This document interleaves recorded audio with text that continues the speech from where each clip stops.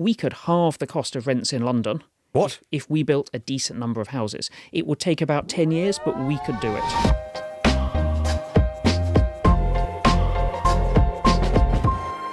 And what have you been saying to a succession of chancellors about why, for a long time now, this country has not had much growth? Well, obviously, the Civil Service Code doesn't allow me to tell you what I said to former chancellors, but I can tell you that if I was asked now, I would be talking about things like the planning system. There was a great celebration recently in Buckinghamshire when planning permission for an extension to a film studio was turned down.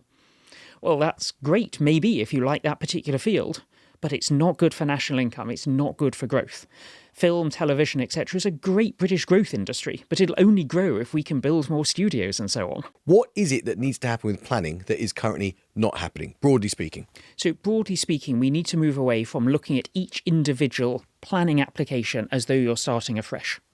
So, for example, great crested newts are listed as endangered. There are literally hundreds of thousands of great crested newts in Britain. They're very endangered in the rest of Europe, which is why they're listed as endangered. You have to check whether there are great crested newts before you can build anything. We should just stop doing that. We're not going to run out of great crested newts. So just strike them off the list of things that can stop development. There's a whole bunch of things like that. Just take the average value for land. Don't go around with a microscope and work out which snail is here and which snail isn't. It's in this context, I should just very briefly ask you about house building, because a big part of planning is house building, and it's something that we know a lot of our listeners on this podcast really care about. You said that you've spent over a decade in government trying to encourage people to do something about housing, and most of the policies have boosted demand without boosting supply. Is that to be seen in the context of what you're saying about planning? Reform planning and you can fix supply of housing. Yes, absolutely. 100%. I completely failed in my time in government to get any meaningful supply side reform. And that's what we need. Can you just spell out what does that mean in practice? What are the things? Because there's lots of people with 35 who might be listening to this who are absolutely furious they can't afford a house. And you can sort of tell us how it is from the inside. What's the thing that you tried to make happen that didn't happen, that should happen? So we have a choice. We can either go up, we can come together and replace detached houses with terraced houses, or we can move out and build on the green belt.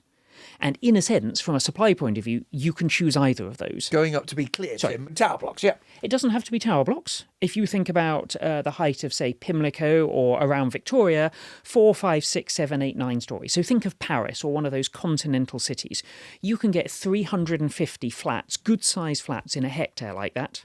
A typical British suburb is 40. So you can get 9 times as many in. And that's not happened because? Because you won't get planning permission, because the planning laws allow local councils to say we need to respect the character of the area.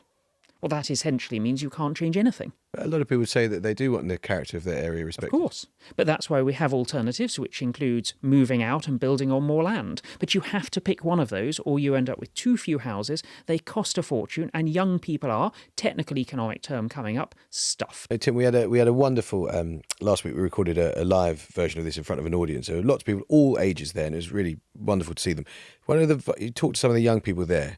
They said something which we've tried to channel on this podcast, which is they keep hearing about this country, which they've never lived in, where there was growth, yes, where there was affordable houses, where, incomprehensible student education. You could go to university, you didn't have to pay. And they're sort of thinking, it's been about 25, 30 years now since we had that country.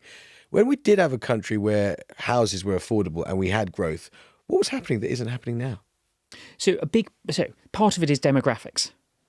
I gave a lecture on exactly this a couple of weeks ago to the Government Economic Service on what's happened in the 60 years since it was founded in 64. My mum moved to London in 66. She rented a 2-bedroom flat in Chelsea as a single woman from a council house who was trained to the level of A-levels. This is painful for a lot of people. Indeed. I moved into London in 96 with my wife, 2 incomes, 4 degrees between us, and we bought a house in Shepherd's Bush. And my mum said, "What's gone wrong?"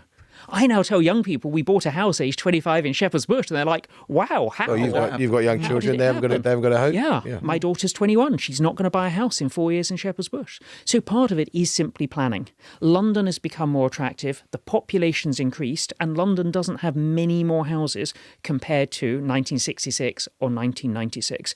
And that's a simple supply and demand. We could halve the cost of rents in London. What? If we built a decent number of houses. It would take about 10 years, but we could do it. That is a sensible and serious aspiration for any government that really wants to win young people's votes.